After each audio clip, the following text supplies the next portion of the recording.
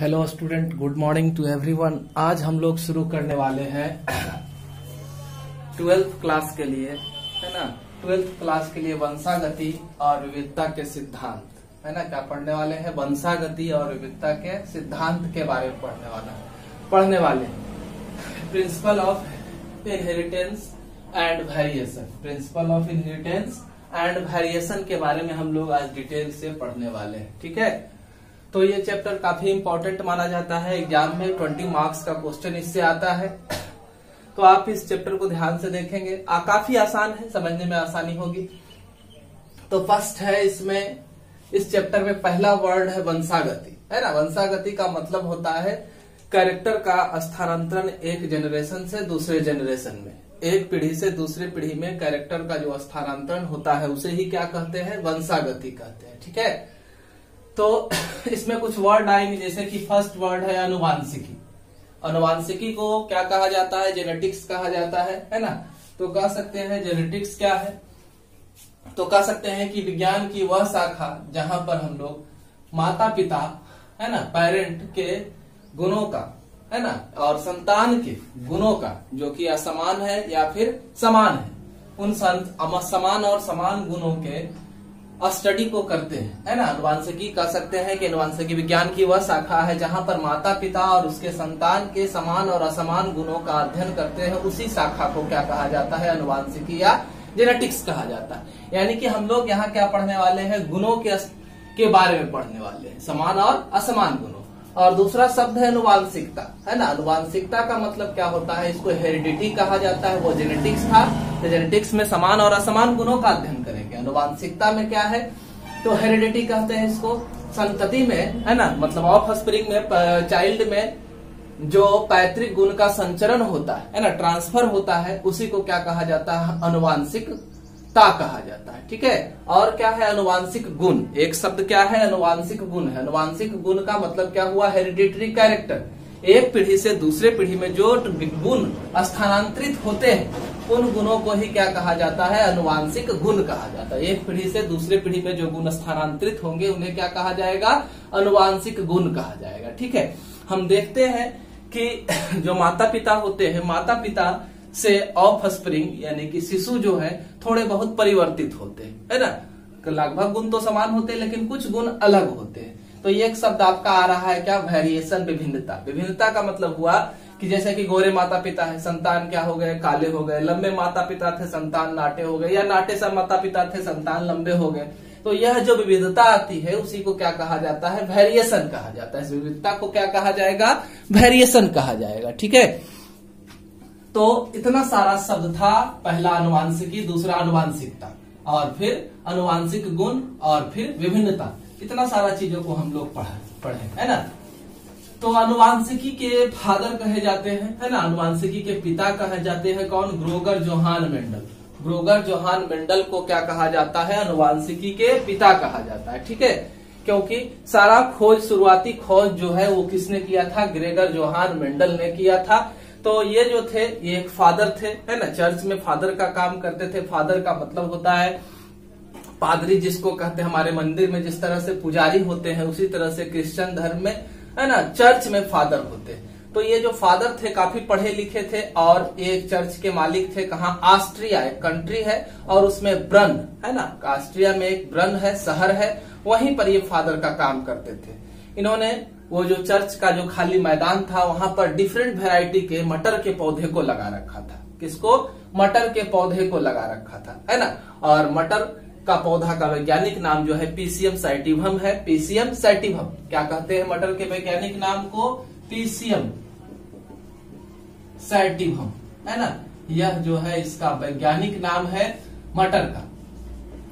तो मटर के पौधे को लगा रखा था और वहां विभिन्न प्रकार के मटर के पौधे को लगा रखा था। अलग अलग तरह के मटर के पौधे को लगा रखा था और उस मटर के पौधे के ऊपर उन्होंने प्रयोग किया। कब से कब तक? तो 1856 से लेकर के 1863 तक, है ना। और इन्होंने जो प्रयोग किया वो प्रयोग क्या कहलाता है? संकरण कहलाता है, हाइब्रिडाइजेशन कहलाता है। और इससे उन्होंने विकसित किया क्या? संकर वेराइटी। उन्हें दो विभिन्न पौधे के गुणों को मिलाकर के एक नए गुण वाले पौधे का निर्माण इन्होंने किया। तो इसी पौधे को प्रकरण को क्या कहते हैं, संकरण कहा जाता है। और कह सकते हैं कि बायोलॉजी में सबसे पहले, जीव विज्ञान में सबसे पहले सांख्यिकी आंकड़ों का प्रस्तुतिकरण जो है उन्होंने किसने किया, तो ग्रेगर जोहान मेंडल ने किया, है ना। स्टैटिकल डाटा का प्रयोग सबसे पहले ग्रेगर जोहान मेंडल ने इसमें जीव विज्ञान में किया।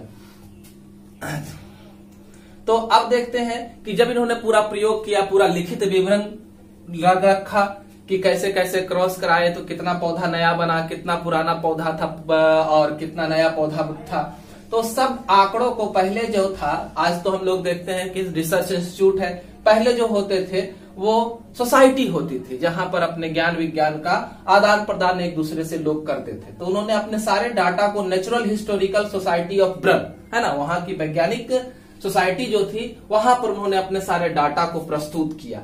लेकिन लोग उस समय जो थे पूरी तरह से उलझे हुए थे चार्ल्स डार्विन के विकासवाद के सिद्धांत पर। चार्ल्स डार्विन ने विकासवाद के सिद्धांत में क्या कुछ बताया था, तो कैसे पृथ्वी का निर्माण हुआ, कैसे पुराने जीवों से नए जीवों की उत्पत्ति हुई। तो इंटरेस्टिंग बात थी, लोग उसी के ऊपर ध्यान केंद्रित किए हुए थे। मेंडल की बातों पर किसी ने ध्यान नहीं दिया, है ना। तो मेंडल ने जो कुछ भी कहा था उनके मृत्यु तक जो था वो अननोन रह गया समाज से, लोग उनकी बातों को नहीं समझ पाए। लगभग 34 साल बाद, है ना, 1900 में 3 वैज्ञानिक आए। एक थे ह्यूगो डी वेराइस, दूसरा थे कार्ल कोरेंस और तीसरे थे इरिच वॉन इस्चरमार्क। ये 3 वैज्ञानिक ने मेंडल के प्रयोग को पुनः संपादित किया, है ना, फिर से सारे प्रयोग को पूरा किया।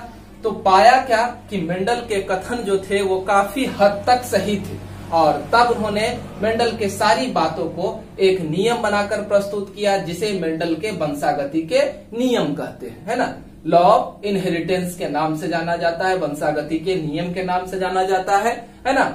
और इस नियम को मान्यता दिलाई, तब ग्रेगर जोहान मेंडल को अनुवांशिकी का पिता कहा जाने लगा। ठीक है, आखिर मेंडल ने जो अपना कह सकते हैं बहुत बड़ा, है ना, बात अनुवांशिकी, कैसे कैरेक्टर ट्रांसफर होते हैं एक जनरेशन में दूसरे जनरेशन में, तो इस सब की जानकारी हम लोगों को दी, काफी बड़ी जानकारी दी।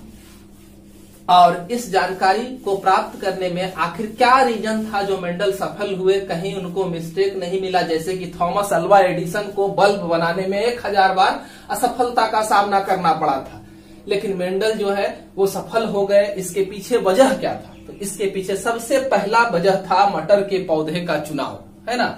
और हम जान ले कि मटर के पौधे में काफी ज्यादा विविधता पाई जाती है, और इस विविधता के वजह से विपरीत लक्षणों की भरमार होती है ना। जैसे कि एक मटर जो है उसकी फली जो है, दाना जो है वो कैसा है, गोल है, एक का दाना कैसा होता है, झुर्रीदार, एक का बीज जो है पीला रंग का होता है, एक का हरा रंग का होता है, एक पौधे में बैंगनी फूल लगते हैं, दूसरे में सफेद लगते हैं, एक का फली सिकुड़ा हुआ होता है, एक का फली फूला हुआ होता है ना।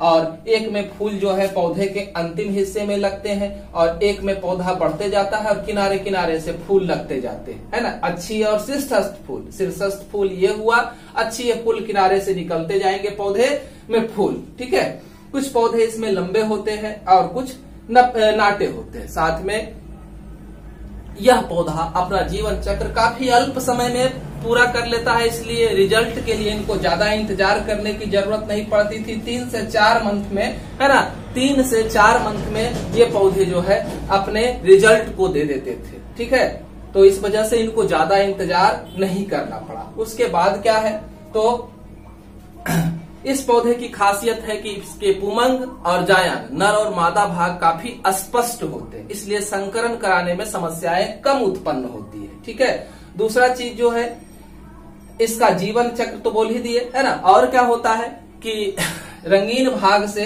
ये दोनों नर और मादा भाग जो होते हैं ढके होते हैं, इस वजह से स्वपरागन काफी आसानी से हो जाता है। इन सारे कारणों की वजह से मेंडल जो हुए अपने प्रयोग में क्या हो गए, सफल हो गए। ठीक है, मेंडल की सफलता के पीछे वजह क्या था इसे हम लोगों ने जाना। ठीक है, मेंडल ने कब से कब तक प्रयोग किया, तो मेंडल ने 1856 से 1865 तक प्रयोग किया, है ना। 7 से 8 साल, मोटा मोटी 63 तक प्रयोग किया था।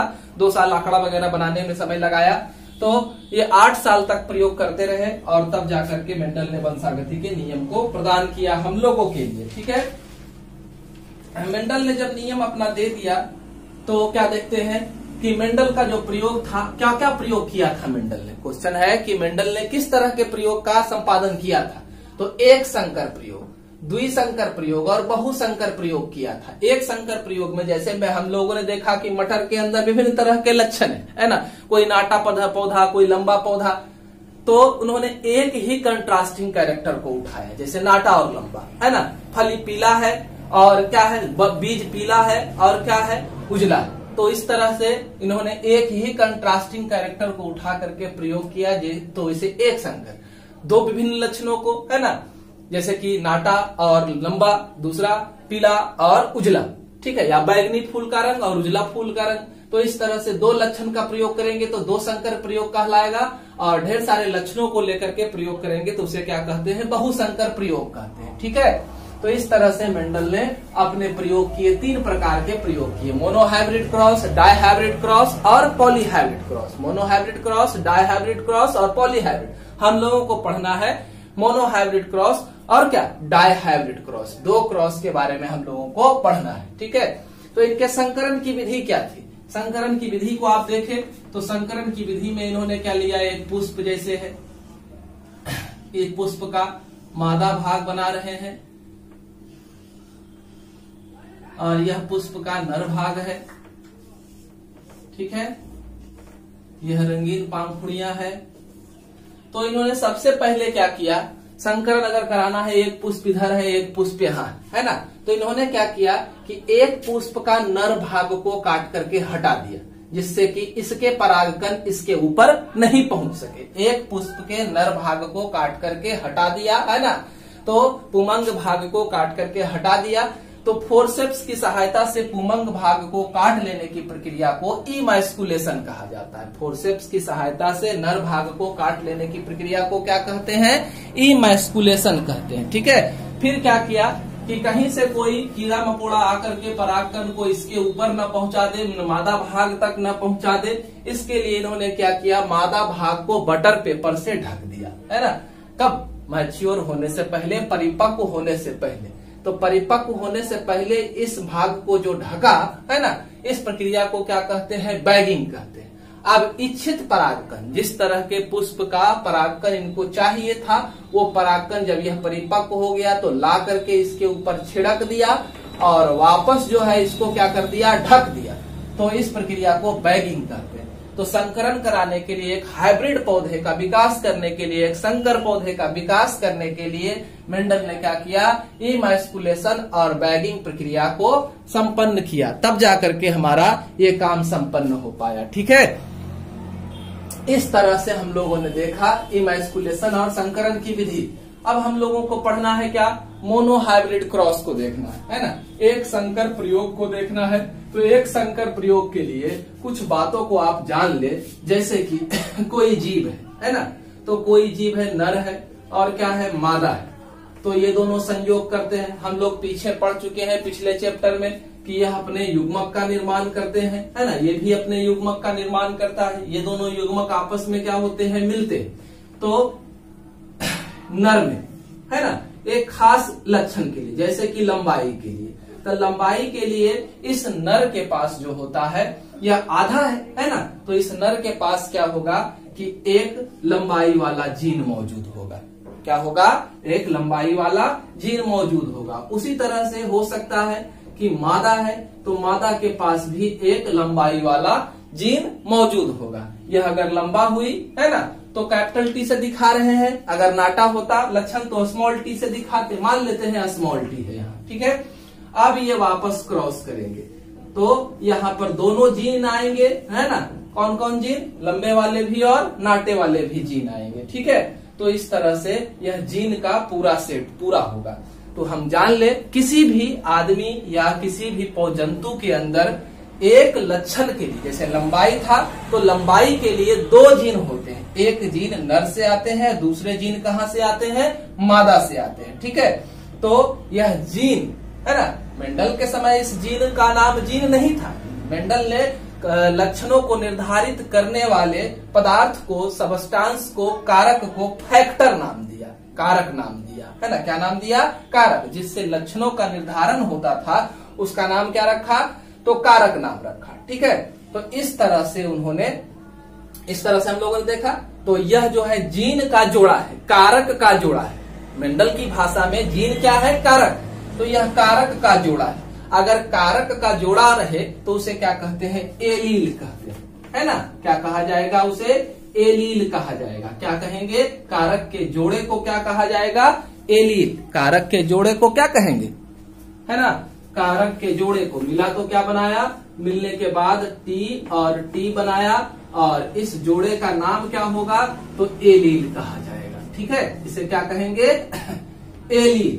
ठीक है, अब देखें मेंडल ने अपने मोनोहाइब्रिड क्रॉस को कैसे पूरा किया। तो उन्होंने एक पौधा लंबा वाला लिया और एक पौधा क्या किया, नाटा वाला लिया। तो ये लंबा वाला पौधा जो था प्योर लंबा था, यानी कि इसमें दोनों टॉल वाले ही जीन मौजूद थे, यानी कि फैक्टर मौजूद थे, दोनों टॉल वाले ही फैक्टर मौजूद है। और जो नाटा वाला पौधा लिया उसमें ड्वार्फ वाले, नाटे वाले ही दोनों फैक्टर क्या है, मौजूद है। ठीक है, अब हम जानते हैं जब भी कोई जीव क्रॉस करता है तो क्रॉस करने से पहले क्या होता है, युग्मक निर्माण की प्रक्रिया होती है ना।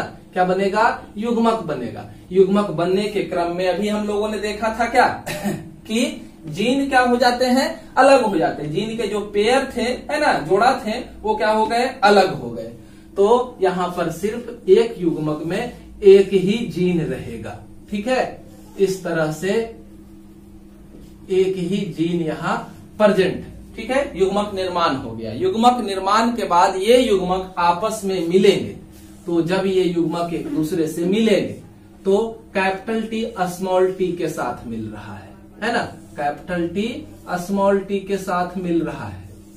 एकदम आसान, ध्यान से सिर्फ देखें, ये इसके साथ मिल रहा है तो क्या बन रहा है, एक नाटा वाला और एक लंबा वाला। ठीक है, तो इस तरह से हम लोगों ने क्या देखा, हम लोगों ने देखा कि जब क्रॉस हुआ तो हमारे पास यह जो एलील था, है ना, अब इसको क्या कहेंगे, फैक्टर एक था, अब यह जोड़ा में है तो एलील कहलाएगा। तो एलील जो है वो कैसा आ गया तो मिक्स टाइप का आ गया, है ना। कैसा आ गया, मिक्स टाइप का आ गया। लेकिन यहाँ पर टॉल वाला भी लक्षण है और ड्वार्फ वाला भी लक्षण है। तो मेंडल ने मोनोहाइब्रिड क्रॉस जब किया था तो उन्होंने क्या देखा था देखा था कि जब हम लोग क्रॉस कराते हैं तो कैपिटल वाला लेटर, हमारे लिए यहाँ कैपिटल वाला, और मेंडल ने देखा कि एक लक्षण जो है वह क्या हो जाता है, प्रभावी हो जाता है। अगला पीढ़ी में एक लक्षण प्रभावी हो जाता है और दूसरा क्या रहता है, दबा हुआ रहता है। एक लक्षण प्रभावी हो जाएगा और दूसरा क्या रहेगा, दबा हुआ रहेगा। ठीक है, तो देखे कि यहाँ पर, है ना, सारे पौधे क्या हो गए, टॉल हो गए। तो जब हम लोग इस तरह से क्रॉस कराते हैं तो जो नया पौधा बनता है इसको F1 जेनरेशन पौधा कहते हैं। क्या कहते हैं, F1 जेनरेशन पौधा कहा जाता है। प्रथम पीढ़ी के पौधे क्या कहते हैं, प्रथम पीढ़ी के पौधे। तो प्रथम लॉ ऑफ डोमिनेंस, प्रभाविता के नियम के अनुसार क्या था, प्रभाविता का नियम, जब दो विपरीत लक्षण आपस में क्रॉस करते हैं, मेंडल के अनुसार जब दो विपरीत लक्षण आपस में क्रॉस करते हैं तो एक लक्षण प्रभावी हो जाता है और दूसरा अप्रभावी रह जाता है। मतलब अपने लक्षणों को उभार करके सामने नहीं ला पाता है। ठीक है, तो यह F1 जनरेशन का क्रॉस था मेंडल का। इसी के आधार पर क्या दिया, इकाई लक्षण का नियम, है ना, वो भी हम लोग देखते हैं। तो सबसे पहले हम लोग इसको देखते हैं, लॉ ऑफ सिग्रीगेशन। क्या देखे हम लोग कि जब भी क्रॉस हो रहा था तो पहला प्रोसेस क्या हुआ, युग्मक निर्माण की प्रक्रिया हुई। क्या हुई, युग्मक निर्माण की प्रक्रिया। तो युग्मक निर्माण में जो हमारे जीन जोड़े में होते थे, जो हमारे फैक्टर कारक जोड़े में होते थे, वो अलग हो जाते हैं। तो लॉ ऑफ सिग्रीगेशन, पृथक्करण या विसंयोजन के नियम के अनुसार कि हरेक लक्षण जो है वो क्या हो जाते हैं, अलग हो जाते हैं, है ना। अलग होने के बाद वो स्वतंत्र होते हैं। अलग होने के बाद क्या होते हैं, वो स्वतंत्र होते हैं। तो सबसे पहला हमको इतना ही याद रखना है पृथक्करण के नियम में कि गैमेट युग्मक निर्माण के समय हमारे कारक का, हमारे एलील का अलग हो जाना ही पृथक्करण का नियम, विसंयोजन का नियम कहलाता है। यानी कि यहाँ पर दो तरह के कैरेक्टर हैं, जिसमें कि एक ड्वार्फ है, एक क्या है, टॉल है। तो हर एक कैरेक्टर अपने आप में क्या होते हैं, स्वतंत्र होते हैं, प्योर होते हैं, है ना। गैमेट जो होते हैं वो कैसे होते हैं, प्योर होते हैं। यहाँ पर अगर मिक्स भी रहता तो क्या होता, ये प्योर ही हो जाता है, क्योंकि एक था तो एक था तो अपने आप में एक ही लक्षण को रखता है। लॉ, इसी को कहते हैं law of purity of gamete, है ना। युग्मक के शुद्धता का नियम, है ना। हर एक युग्मक अपने आप में शुद्ध होता है, प्योर होता है, ठीक है। तो इस तरह से हम लोगों ने इस क्रॉस को देखा। तो यह F1 जनरेशन प्रथम पीढ़ी का पौधा था। अब अगर इस पौधे को फिर उठाए, दो पौधे को, है ना, जैसे देखे कि ये टी है और क्या है, टी है। यहाँ पर भी एक क्या है, टी है और टी है। दोनों कैसा है, टॉल ही है पौधा। ये भी टॉल है और ये भी क्या है, टॉल पौधा ही है, ठीक है। ये भी टॉल है और ये भी टॉल ही है। दोनों टॉल पौधे जो है वो एक दूसरे से अब क्या करेंगे, सबसे पहले ये भी क्या करेंगे, युग्मक का निर्माण करेंगे। इस तरह से ये भी क्या किए, युग्मक का निर्माण किए। तो जब युग्मक का निर्माण हुआ तो आप क्या देख रहे हैं, आप देख रहे हैं कि इसमें जो मिक्स कैरेक्टर थे वो क्या हो गए, है ना, स्वतंत्र हो गए, अलग हो गए, ठीक है। अलग होकर के इस तरह से कैरेक्टर का निर्माण किया। अब वापस क्या होगा, तो वापस ये एक दूसरे से क्रॉस करेंगे, ठीक है। तो ये अब इससे मिलेगा, तो ये अब इससे मिलेगा। तो ये कैसा था, मिक्स प्लांट था, ट्रू ब्रीडिंग नहीं है, मिक्स ब्रीडिंग है। तो अब जो है ये बनाया क्या, ये बनाया, ठीक है। अब ये इसके साथ अगर क्रॉस करेगा तो क्या बनाएगा, ये बनाएगा।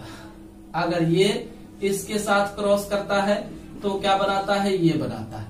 अब अगर ये इसके साथ क्रॉस करता है तो क्या बनाता है, ठीक है। तो आप लोगों ने क्या देखा, आपने देखा कि एक प्योर प्लांट प्राप्त हुआ, जिसमें दोनों ही टॉल वाले कैरेक्टर थे। दो पौधे हमको कैसे हुए, तो दो पौधे हमको मिक्स तरह के मिले, है ना। इसमें नाटे वाले भी गुण हैं और लंबे वाले भी गुण हैं। और एक पौधा जो है वो प्योर ड्वार्फ है ना, कैसा है, नाटा वाला पौधा है, ठीक है, बिल्कुल ही नाटा वाला जीन है। यह कभी भी लंबा नहीं हो सकता है क्योंकि इसके पास नाटे वाले गुण है। तो यह हमारा पूरा हुआ मोनो हाइब्रिड क्रॉस, पहला F1 जनरेशन। और दूसरी बात, इसमें हम लोग आपस में ही परागन के लिए छोड़ दिए, क्रॉस पॉलिनेशन नहीं कराए, सेल्फ पॉलिनेशन, स्व परागन कराए। आपस में ही एक दूसरे से क्रॉस किए। क्रॉस करने के बाद जो बना, यह जो है वो क्या कहलाया, F2 जनरेशन का पौधा कहलाया। ये क्या कहलाएगा, F2 जनरेशन का पौधा कहलाएगा, ठीक है। समझ में आया। इस तरह से इकाई लक्षण का नियम दिया गया। इकाई लक्षण में हम लोग क्या देख रहे हैं कि हर एक कैरेक्टर अपने आप में स्वतंत्र है। जैसे यहाँ पर स्मॉल टी था, है ना, स्मॉल टी था, स्मॉल टी को स्मॉल टी यहाँ मिलता है तो यह एक प्योर ड्वार्फ पौधे का निर्माण करता है। तो यह कैरेक्टर स्वतंत्र था, इस वजह से ही तो ड्वार्फ पौधे का निर्माण हुआ, है ना। अगर ये कैरेक्टर स्वतंत्र नहीं होता, है ना, तो क्या होता, यह ड्वार्फ पौधे का निर्माण नहीं होता, ठीक है। तो इस तरह से हम लोगों ने देखा, ठीक है। अब देखिए इसके आधार पर दो रेशियो का निर्माण होता है, फिनोटाइप रेशियो, है ना। क्या निर्माण होगा, दो रेशियो का निर्माण होगा, है ना। एक फिनोटाइप रेशियो और एक जीनोटाइप रेशियो। फिनोटाइप रेशियो और दूसरा है जीनोटाइप रेशियो।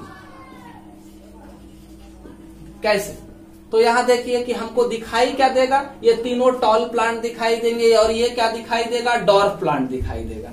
तो तीनों जो टॉल प्लांट है ना, वो तीनों टॉल प्लांट दिखाई देता तो फिनोटाइप, बाहर से दिखने वाले लक्षण को ही क्या कहा जाता है, फिनोटाइप रेशियो कहा जाता है। बाहर से जो लक्षण दिखते हैं उसे क्या कहते हैं, फिनोटाइप रेशियो कहते हैं, ठीक है। जो अंदर से लक्षण दिखाई देंगे, जीन का जो पैटर्न होगा उसे जीनोटाइप रेशियो कहेंगे।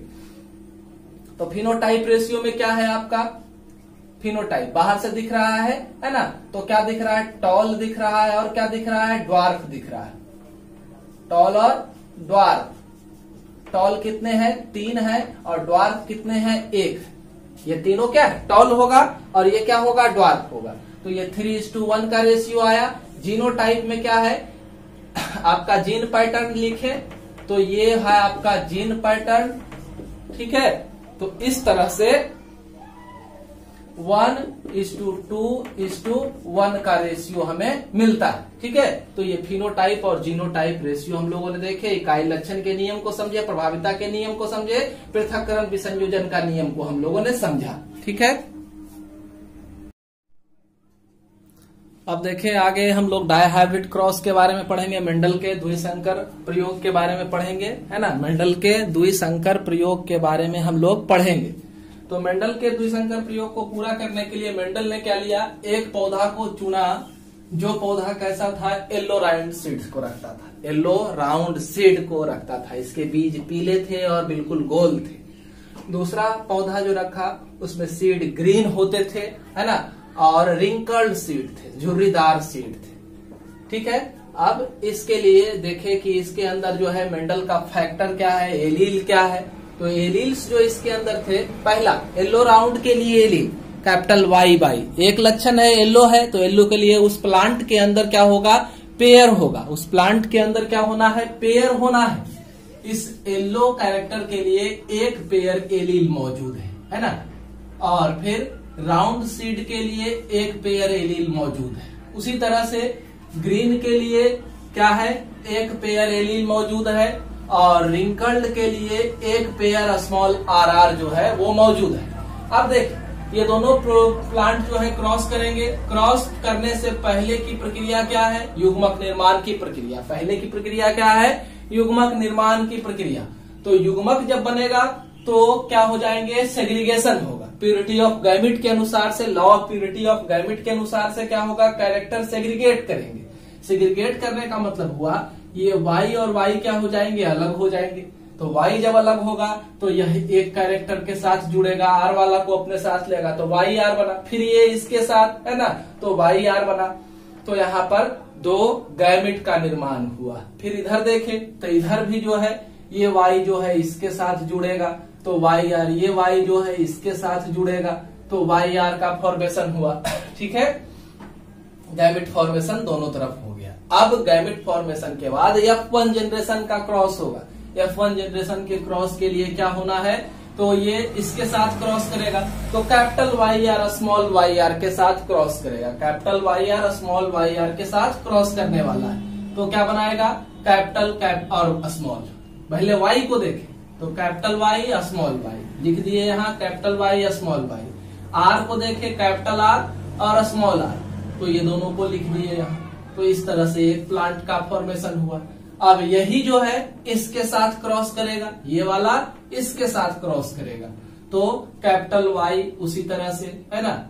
फिर क्या, इसमें क्या है, वो स्मॉल Y है, तो यहाँ भी small Y, capital R small R, इसको देखें आप। ठीक है, ध्यान देंगे, कहीं दिक्कत होगा तो कमेंट करेंगे। उसके बाद यहाँ पर देखें, ये क्रॉस करेगा किसके साथ, ये भी इसके साथ एक बार, और ये फिर इसके साथ एक बार, तो ये करेगा तो capital Y small Y, capital Y small Y, capital R small R, capital R small R। फिर यहाँ ये इसके साथ क्रॉस करेगा, capital Y small Y, capital R small R। ठीक है, तो ये इस तरह से हमारा प्लांट बना।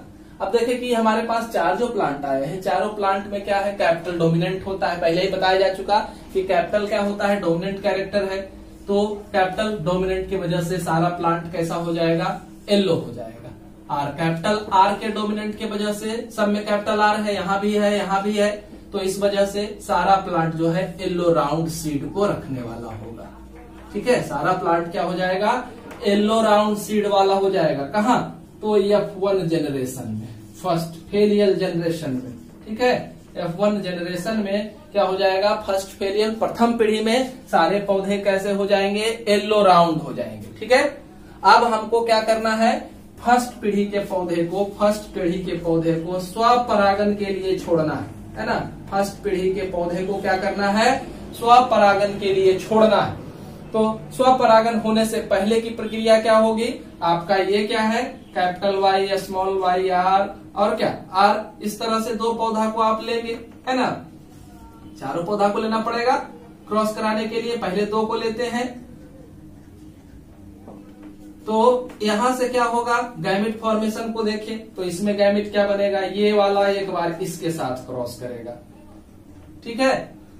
पहले क्या हुआ, ये वाला इसके साथ क्रॉस करेगा, तो ये वाला जब इसके साथ क्रॉस करेगा तो क्या आप देख रहे हैं तो देख रहे हैं कि ये वाला जब इसके साथ क्रॉस करेगा तो क्या बनना है, कैपिटल वाई और कैपिटल आर।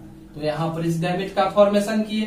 अब जो है ये वाला इसके साथ क्रॉस करेगा, है ना, तो क्या बन गया, कैपिटल वाई और स्मॉल आर। फिर अब ये स्मॉल वाला को ले, ये इसके साथ क्रॉस करेगा तो क्या बन जाएगा, वाई आर देख रहे हैं, है ना।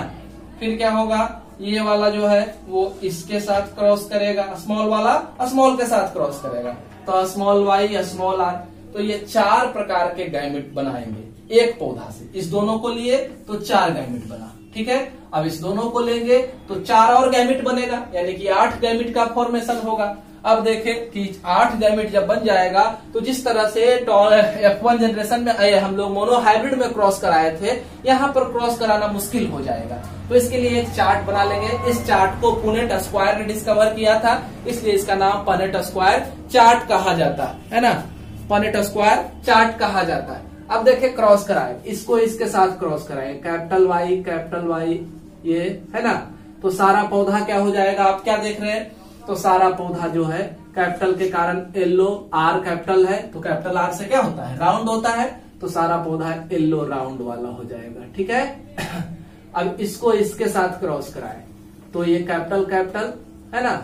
अब यहाँ पर स्मॉल तो है लेकिन डोमिनेंट कौन होता है, कैपिटल होता है, तो डोमिनेंट होने की वजह से ये भी पौधा क्या हो जाएगा, येलो राउंड हो जाएगा। अब इसको क्रॉस कराना है इसके साथ, ठीक है। तो ये देखे स्मॉल है, देख दिए ये और ये, ठीक है। तो यहां पर भी आप क्या देख रहे हैं, ये स्मॉल है लेकिन हमारा डोमिनेंट कैरेक्टर कैपिटल वाई है, इसलिए ये भी पौधा जो होगा वो क्या होगा, येलो राउंड होगा।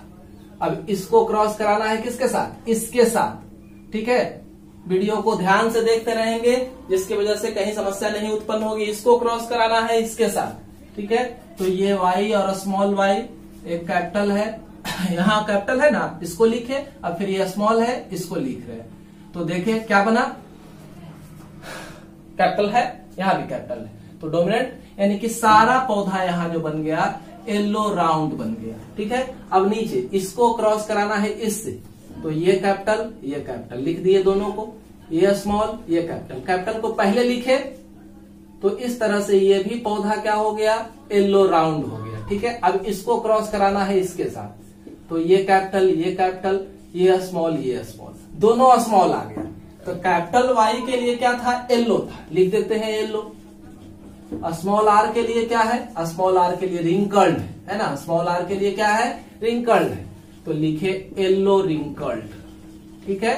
अब इसको क्रॉस कराना है आपको इसके साथ, तो capital Y small Y, capital R small R, यहाँ स्मॉल है, पहले इसको लिख दिए फिर इसको लिखे, तो ये हो गया, ये कैपिटल है, यहाँ भी कैपिटल है, इस वजह से येलो राउंड। अब इसको क्रॉस कराए इसके साथ, कैपिटल स्मॉल है ना, स्मॉल, तो ये तो कैपिटल है तो येलो लेगा। अब ये स्मॉल है तो कौन सा लेगा, स्मॉल के लिए क्या होता है, रिंकल्ड होता है, तो येलो रिंकल्ड हो गया, है ना। अब नीचे आए, इसको क्रॉस कराना है वापस इसके साथ, तो कैपिटल वाई है, फिर यहाँ स्मॉल वाई है, capital R small R, capital R, तो ये भी क्या हो जाएगा, येलो राउंड, ठीक है। अब इसको क्रॉस कराना है इसके साथ, कैपिटल स्मॉल, ये भी क्या होने वाला है, येलो राउंड होने वाला है ना। अब इसको क्रॉस कराना है आपको इसके साथ, तो दोनों आगे जो हो गया स्मॉल हो गया, यहाँ भी स्मॉल यहाँ भी स्मॉल, तो स्मॉल और फिर capital R capital Y small, तो वाई स्मॉल के लिए क्या है, ग्रीन है, यहाँ ग्रीन लिखे। कैपिटल आर के लिए क्या है, कैपिटल आर के लिए राउंड है ना, तो यहाँ राउंड लिखेंगे, ठीक है। ग्रीन राउंड पौधा हो गया। देखिए आपके पास हाइब्रिड पौधा एक यहाँ बना है ना, और हाइब्रिड पौधा एक यहाँ बना है, ठीक है। और कहाँ बना है, यहाँ बना है येलो रिंकल्ड। ठीक है, तो ये सेम है, दोनों सेम है, और यहाँ पर बना है। अब देखिए आगे, इसको क्रॉस कराएं इसके साथ, तो स्मॉल वाई और कैपिटल आर स्मॉल वाई। तो स्मॉल वाई के लिए क्या है, स्मॉल वाई के लिए ग्रीन है, ग्रीन लिखे, बोर्ड को देखे और लिखे, ग्रीन है। और आर कैपिटल है, तो आर के लिए क्या होगा, राउंड होगा, ग्रीन राउंड। तो ये भी एक हाइब्रिड पौधा है, संकर पौधा है, नया पौधा।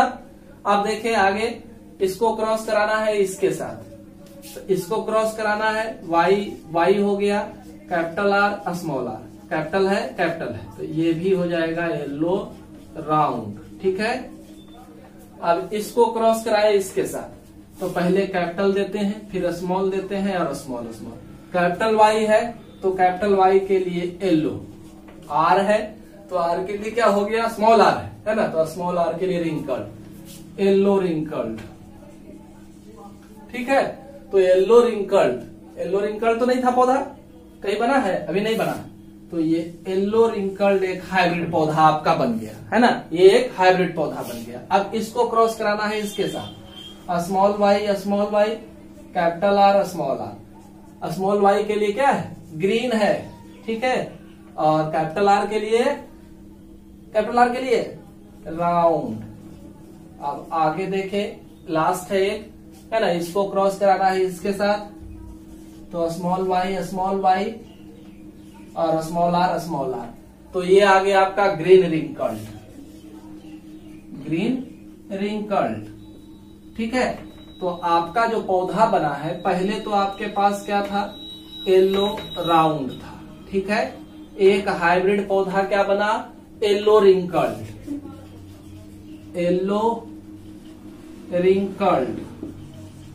ठीक है, दूसरा क्या बना, येलो रिंकल्ड बना।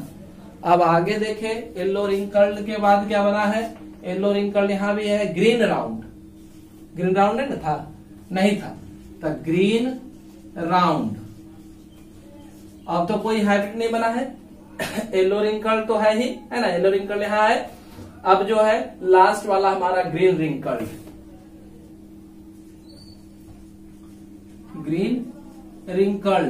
ठीक है, क्या बना, ग्रीन रिंकल्ड। अब देखिए येलो राउंड कितना होना है, 9 होना है ना। फिर येलो रिंकल्ड कितना होना है, येलो रिंकल्ड आपका 3 होना है, येलो रिंकल्ड 2 हो गया, येलो रिंकल्ड यहाँ 3। उसके बाद ग्रीन राउंड को देखे 2 है ना, एक और होना है 3, तो ये 3 है। उसके बाद ग्रीन रिंकल्ड 1 होना है, तो ये है आपका डाई हाइब्रिड क्रॉस का रेशियो, है ना। अगर आपका इतना रेशियो नहीं आता है तो यह चार्ट जो है वो क्या है, गलत है, इसको ध्यान में रखेंगे। इतना रेशियो हर हालत में आना ही आना है। ठीक है, अगर ये रेशियो नहीं आता है तो आपका चार्ट गलत है। इसी के आधार पर, डाई हाइब्रिड क्रॉस के आधार पर मेंडल ने एक नियम दिया था, लॉ ऑफ इंडिपेंडेंट असॉर्टमेंट, है ना। लॉ ऑफ इंडिपेंडेंट असॉर्टमेंट जो है, law of purity of gamete से एक नियम दिया था। क्या, तो एक नियम दिया था स्वतंत्र अपव्यूहन का नियम, स्वतंत्र अपव्यूहन का नियम, है ना। इसी को लॉ ऑफ इंडिपेंडेंट असॉर्टमेंट कहते हैं, है ना, लॉ ऑफ इंडिपेंडेंट असॉर्टमेंट। तो ये आपका जुड़ा हुआ है किससे, तो law of segregation of gamete, है ना, या law of purity of gamete से जुड़ा हुआ है। हम लोग क्या देख रहे हैं कि गैमेट जब अलग होते हैं, हर एक गैमेट क्या हो गए थे, गैमेट फॉर्मेशन के समय हर एक कैरेक्टर्स जो है, हमारे एलील्स जो है सेपरेट हो गए थे, और सेपरेट होकर के इन्होंने क्या किया कि 2 हाइब्रिड कैरेक्टर का फॉर्मेशन किया, तो हर एक कैरेक्टर अपने आप में स्वतंत्र थे और वो दोनों अपने अपने लक्षणों को प्रकट कर सकते थे। और जब दोनों लक्षण आपस में मिले तो एक नए कैरेक्टर का निर्माण हुआ। है ना। स्वतंत्र अपव्यूहन का नियम हमें यह बताता है कि हर एक कैरेक्टर अपने आप में स्वतंत्र होते हैं और वो जब आपस में जुड़ते हैं तो एक नए कैरेक्टर का निर्माण करते हैं। इसे लॉ ऑफ इंडिपेंडेंट असॉर्टमेंट कहा जाता है। ठीक है, लगातार आप चाहते हैं कि जेनेटिक्स या अदर चैप्टर से आपको वीडियो मिलता रहे तो इसके लिए बेल आइकॉन बटन नीचे रेड कलर का दिखाई दे रहा है, सब्सक्राइब ऑप्शन लिखा हुआ है, सब्सक्राइब पर दबाएं, है ना। आप सब्सक्राइब्ड हो जाएंगे, आपको इस चैनल से संबंधित वीडियो का नोटिफिकेशन मिलता रहेगा और जो आप देखना चाहते हैं वो उसे आप आसानी से देख सकते हैं।